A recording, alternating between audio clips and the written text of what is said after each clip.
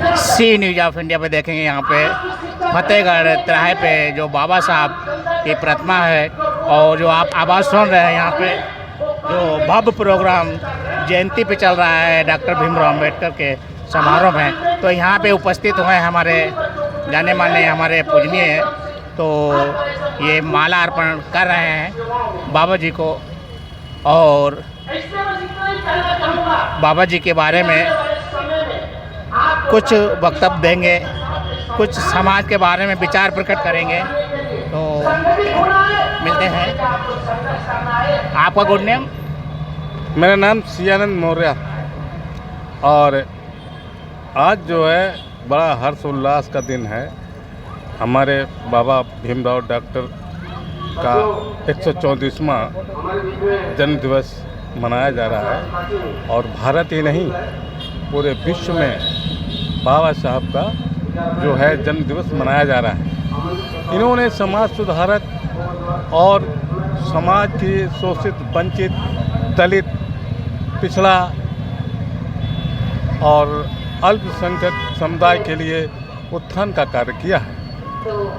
हम इस सभी शोषित, वंचित, दलित समुदाय के पढ़े लिखे शोषित समाज के व्यक्तियों से आग्रह करूंगा कि समाज की कुरीतियों को दूर करते हुए भेदभाव न करके अब अपनी जिस तरह से बाबा साहब ने संगठन बना करके समाज की कुरीतियों को दूर किया, आज प्रत्येक सदस्य का ये कर्तव्य बनता है कि संगठनात्मक कार्रवाई करते हुए, सहयोग करते हुए अम्बेडकरवादी मिशन जो बाबा साहब ने चालू किया था उसको आगे बढ़ाने का कार्य किया जाए। अब 134वां बाबा साहब की जयंती दिवस समारोह मनाया जा रहा है और 75 साल हमारे भारत को देश आज़ाद हुए हो गए हैं। तो पूरा विश्व जो है जीनियस ऑफ पर्सन की संज्ञा देते हैं, उस व्यक्ति के इतिहास को दोहराने से अब कोई लाभ नहीं। अब समय आ गया है कि अब उनके कारवा को संगठित होकर के आगे ले आया जाए और वक्त की इसमें आवश्यकता है। वक्त पुकार रहा है कि आओ और इस समाज के संगठन को आगे ले जाओ।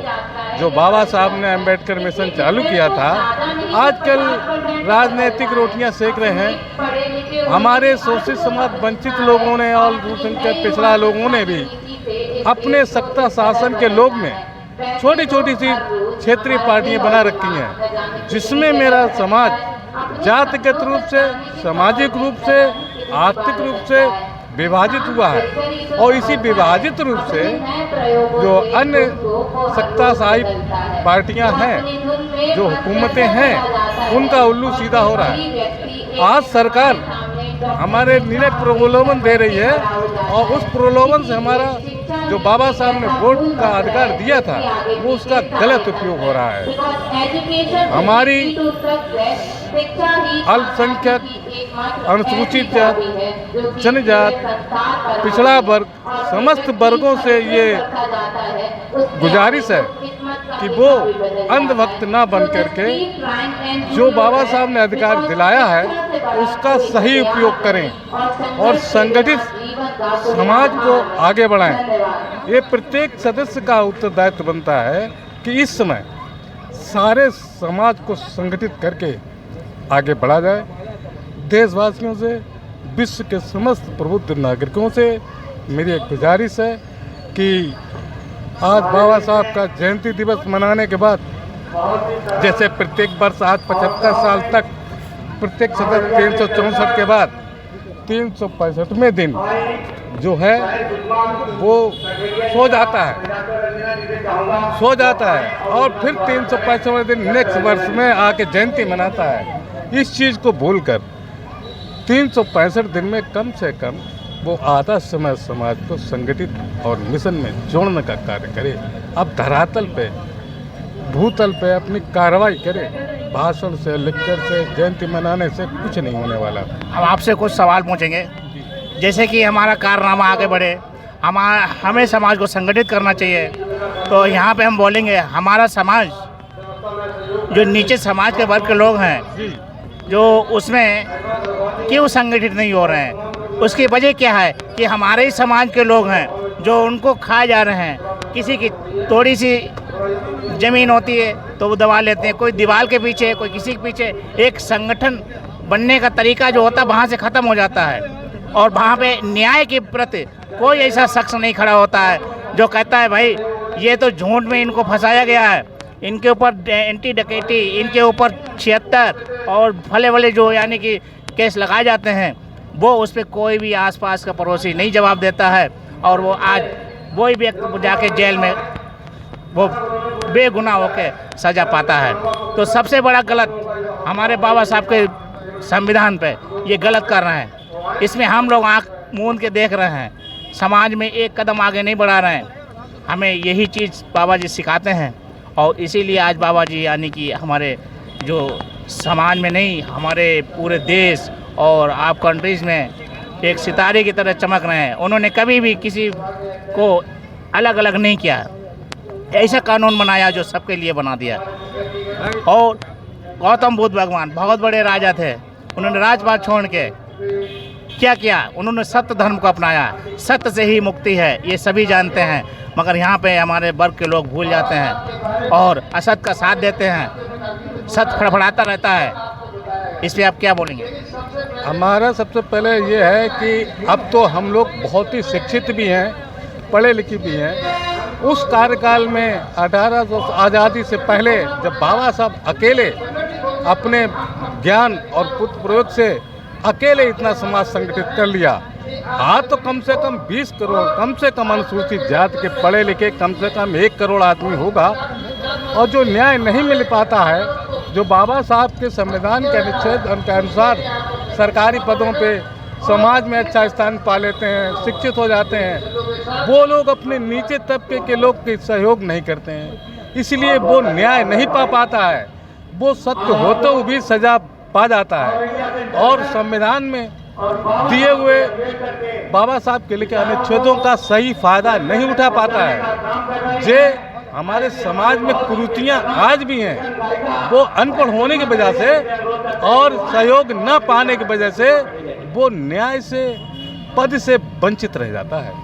और हमारे समाज में मेन उद्देश्य है संगठित ना होने का कारण यही हमारे समाज में लोग तितिर बितिर हुए हैं। और यही समाज नहीं, हर समाज के वर्ग में देखना तो एक दूसरे जो पावरफुल होता है वो नीचे वाले को दबाता है, और जब राजनीतिक में आता है तब वो कहता है कि संगठित हो। मगर बाबा जी ने कोई राजनीतिक नहीं की, बाबा जी ने कोई ऐसा कार्य नहीं किया।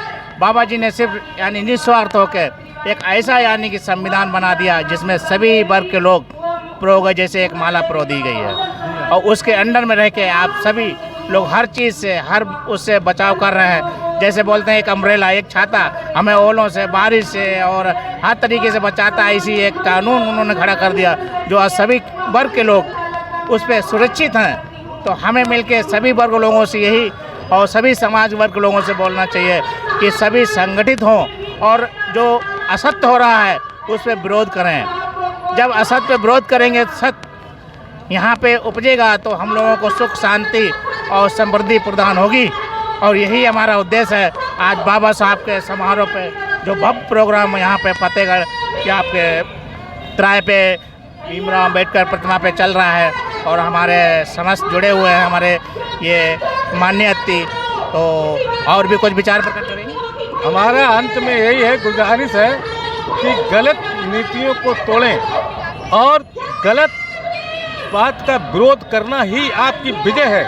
अगर आप डर से, भय से, कमज़ोर से अगर आप विरोध नहीं करेंगे, बाबा साहब ने क्या किया था? बाबा साहब अकेले थे, पार्लियामेंट में अकेले विरोध करते थे और उन्होंने सत्ता का लोभ लालच कभी नहीं किया। नेहरू जी ने उनकी बात बिला कोर्ट की बात नहीं मानी और पिछड़ा वर्ग का जो कमीशन बनाया था लागू नहीं किया, उन्होंने लॉ मिनिस्ट्री से इस्तीफा दे दिया।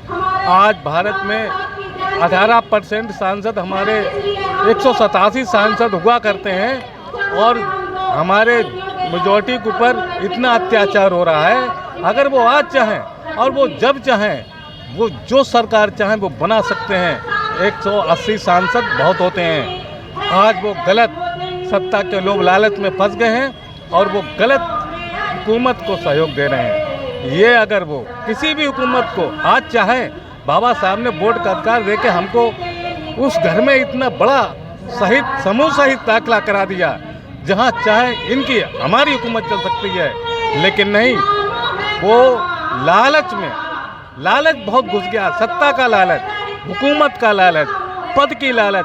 बाबा साहब ने ऐसा कभी नहीं किया। क्या त्याग रहा उनके जीवन में, और आज उसको विश्व मानता है। इतना जीनियस पर्सन, कोलंबिया यूनिवर्सिटी में अमेरिका में बराक ओबामा ने लिखा है कि जीनियस पर्सन है, ज्ञान का प्रतीक, विश्व में इनसे ज़्यादा बुद्धिमान कोई नहीं है। इनके गुरु थे जनरल DB प्रोफेसर, जो कोलंबिया यूनिवर्सिटी ने चर्चा की थी, तो उनके ही विचारों से और इनको जागरूक किया। एक छोटी सी घटना 1817 की है कि बाबा साहब जब भारत ला की डिग्री लेके वापस आ रहे थे, तो इन्होंने वहाँ पे बहुत सा साहित्य इकट्ठा किया था, ग्रंथ इकट्ठे किए थे। तो उस समय लेके जलाने के कानून नहीं था, तो इनका जो जहाज आ रहा था, तो वो विश्व युद्ध चल रहा था, इनकी पनडुब्बी जिसमें वो साहित्य रखा हुआ था पूरा नष्ट कर दिया, और बाबा जी की पूरी उस समय तक की मेहनत बिल्कुल बेकार हो गई। लेकिन वो योद्धा हारा नहीं, और उसने फिर साहित्य संग्रह किया, और आज अमर हो गया। विश्व उसको याद करता है।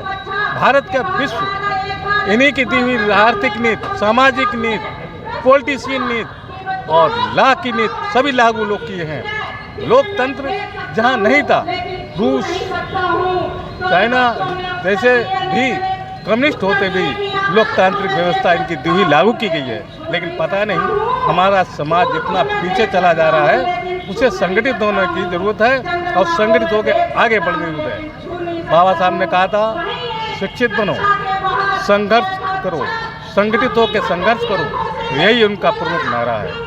अंत में देशवासियों से हमारी यही अपील है कि हमारे शोषित, वंचित, पिछड़ा वर्ग, अनुसूचित जात, जनजात के जो समूह हैं, वो इकट्ठा होकर बाबा साहब के समूह को लेकर आगे बढ़ें। जय भीम, जय बाबा साहब, अमर है। जय